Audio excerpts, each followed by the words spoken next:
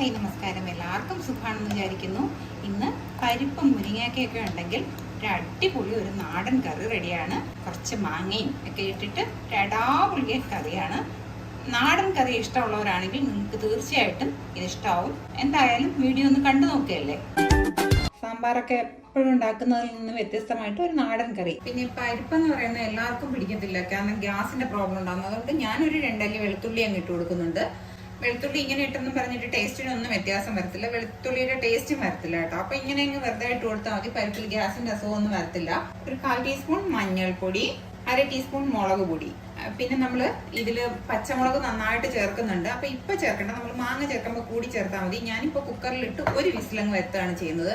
അപ്പോൾ പരിപ്പൊരു അരഭാഗം വേവായതിനു ശേഷം ബാക്കി മാങ്ങയും മുരിങ്ങാക്കയും കൂടി നമുക്ക് ഇടാം. നമുക്കിതിനെ ഒന്ന് മൂടി വെച്ച് ഒരു വിസിൽ കേൾപ്പിക്കാം. ഇതൊക്കെ ഏറൊക്കെ പോയിട്ടുണ്ട്. കണ്ടോ, പരിപ്പൊക്കെ ഒരു അരഭാഗത്തിൽ കൂടുതൽ വേവായിട്ടുണ്ട്. ഇനി നമുക്ക് ഈ മാങ്ങയും മുരിങ്ങയൊക്കെ വേണമെങ്കിൽ ഈ മാങ്ങയും മുരിങ്ങയൊക്കെ ഇട്ടിട്ട് ഒരു വിസിലും കൂടി അടിച്ചാലും മതി കേട്ടോ. മാങ്ങ ഞാൻ അരമുറി മാറ്റിയിട്ടുണ്ട് കേട്ടോ. നല്ല പുളിപ്പുള്ള മാങ്ങ കേട്ടോ. അപ്പോൾ ഒരുപാടൊന്നും പുളിപ്പ് വേണ്ടാന്ന് വിചാരിച്ചിട്ട് ഞാനങ്ങ് മാറ്റി. ഇനി ഇതിലേക്ക് ഉപ്പും കൂടി ഇട്ടിട്ട് 1/2 ടീസ്പൂൺ ഉപ്പ് ഇട്ടിട്ട് അല്പം വെള്ളം കൂടി നമുക്ക് ഒഴിച്ചു കൊടുക്കാം കേട്ടോ. വെള്ളം കൂടി ഒഴിച്ചു കൊടുത്തിട്ട് ഒരു വിസിലും കൂടി ആക്കുകയാണെന്നുണ്ടെങ്കിൽ കറക്റ്റായിട്ടങ്ങ് ഇരിക്കും.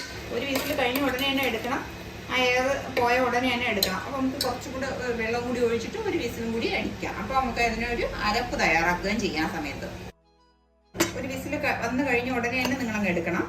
എടുത്തു കഴിഞ്ഞ ഈ സമയത്ത് നമുക്കൊരു അരപ്പ് തയ്യാറാക്കാം. അതാ ഒരു മിക്സിയുടെ ജാറിൽ എടുത്തിട്ടുണ്ട്. ഇതിലേക്ക് ഏകദേശം ഒരു 1/2 കപ്പ് തേങ്ങ കേട്ടോ. തേങ്ങ പിന്നെ നിങ്ങൾ ജീരകം അരയ്ക്കുന്ന ഇഷ്ടമാണെന്നുണ്ടെങ്കിൽ ജീരകത്തിന്റെ ഫ്ലേവർ ഒരല്പം ഇട്ട് കൊടുക്കുക. ഞാനിപ്പോൾ ജീരകം ഒന്നും ഒഴിക്കുന്നില്ല. കറക്റ്റ് തേങ്ങ മാത്രം നല്ല മയത്തിൽ അരച്ചെടുത്തിട്ട് വരാം. കുറച്ച് വെള്ളം കൂടി ചേർത്തിട്ട് കേട്ടോ. ഇപ്പം ഇതാ അരച്ചെടുത്തിട്ടുണ്ട് കണ്ടോ. ഇത് കണ്ടോ, ഇപ്പം നമ്മുടെ മുരിങ്ങാക്കയും എല്ലാം നന്നായിട്ട് വെന്ത് വന്നിട്ടുണ്ട്. ഇനി നമുക്ക് ഈ അരപ്പങ്ങ് ചേർത്ത് കൊടുക്കാം. മിക്സി കഴുകിയിട്ടുള്ള വെള്ളം കൂടി നനച്ചു കൊടുക്കാം. നന്നായിട്ട് തിളച്ച് വന്നിട്ട് ഒരേ ഒരു പരിപാടിയും കൂടെ കഴിയുമ്പോൾ നമ്മുടെ സംഭവം റെഡിയാവും. നമുക്ക് ഇതിനെങ്ങ് വാങ്ങിയിട്ട് നമുക്കിനി കടുക് താളിക്കാം. കടുക് താളിക്കാനായിട്ട് ഞാനൊരു പാൻ അടുപ്പത്ത് വെച്ചിട്ടുണ്ട്. ഇതിലേക്ക് ഓയിൽ അങ്ങ് ഒഴിച്ചു കൊടുക്കാം കേട്ടോ. എണ്ണ നന്നായിട്ട് ചൂടായി വന്നിട്ടുണ്ട്. ആ ചൂടായ എണ്ണയിലേക്ക് നമുക്ക് കടുക് മണികൾ ഇട്ട് കൊടുക്കാം കേട്ടോ. കടുക് ഇപ്പോൾ പൊട്ടി വന്നിട്ടുണ്ട്. വറ്റൽമുളക്, നിങ്ങളിൽ ചെറിയ ഉള്ളി ഉണ്ടെങ്കിൽ ചെറിയ ഉള്ളി ഇട്ട് കൊടുക്കാം. ചെറിയ ഉള്ളി ഇട്ടാൽ നല്ല ടേസ്റ്റാണ്. എന്നിട്ട് ഗ്യാസ് ഓഫ് ചെയ്യുക. എനിക്ക് ഗ്യാസ് ഓഫ് ചെയ്തിട്ടുണ്ട്. ഗ്യാസ് ഓഫ് ചെയ്തിട്ട് അല്പം മുളക് പൊടി, ഗ്യാസ് ഓഫ് ചെയ്തിട്ട് വേണം മുളക് പൊടി ഇട്ട് കൊടുക്കാനായിട്ട്. അതിന് മുന്നേ ഇട്ട് കൊടുക്കരുതേ. നമുക്ക് ഇതാണ് ഇത് കണ്ടുകൊണ്ടിരിക്കുന്ന സമയത്ത് നിങ്ങൾക്ക് ഇഷ്ടമാവുകയാണെന്നുണ്ടെങ്കിൽ ഒന്ന് ലൈക്ക് ചെയ്യാനും ഷെയർ ചെയ്യാനും സബ്സ്ക്രൈബ് ചെയ്യാനും മറക്കല്ലേ.